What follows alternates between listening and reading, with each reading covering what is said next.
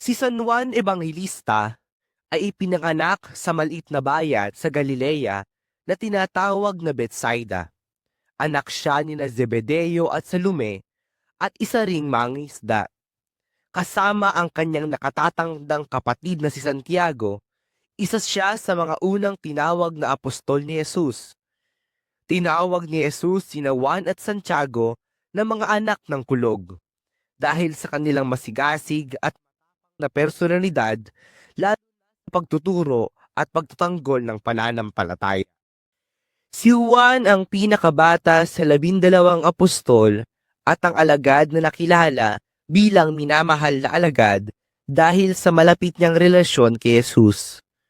Ang pangalang Juan ay nagmula sa salitang Hebreo at nangangahulugang kaloob ng Diyos, na nagpapakita ng buhay at misyon ay nakatuon sa pagpapahayag ng kabutihan at awa ng Diyos. Ang titulong ebanghelista naman ay nangangahulugang tagapagpahayag ng mabuting balita, dahil siya ang sumulat ng ebanghelyo ni Juan at isa sa nagpalaganap ng salita ng Diyos at ng pag-ibig ni Kristo sa pamamagitan ng kanyang mga sulat.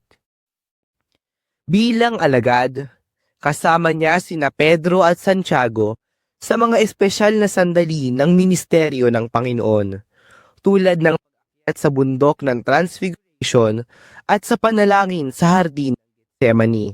Ngunit ang pinakamatinding halimbawa ng kanyang katapatan ay nang manatili siya sa tabi ng mahal na Birheng Maria sa paanan ng krus.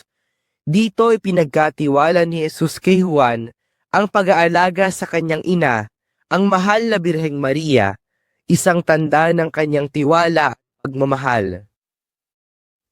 Matapos ang pagkabuhay na magmuli ni Jesus, si Juan ay naging manunulat ng mga aklat sa Bagong Tipan.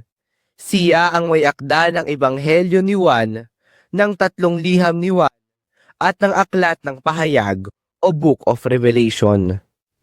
Sa kanyang mga isinulat, ipinakita niya ang walang hanggang pag-ibig ng Diyos at itinuro kung paano maging tapat na tagasunod ni Kristo. Ipinakilala rin niya sa mundo si Juan Bautista, ang tinig sa ilang na tagapaghanda ng landas para sa Mesiyas. Bagamat siya ang pinakabata sa mga apostol, ipinakita ni Juan ang katapatan at tapang sa pananampalataya. Nanatili siyang buhay at naglingkod hanggang sa katandaan. Ayon sa tradisyon, siya lamang sa mga apostol ang namatay ng natural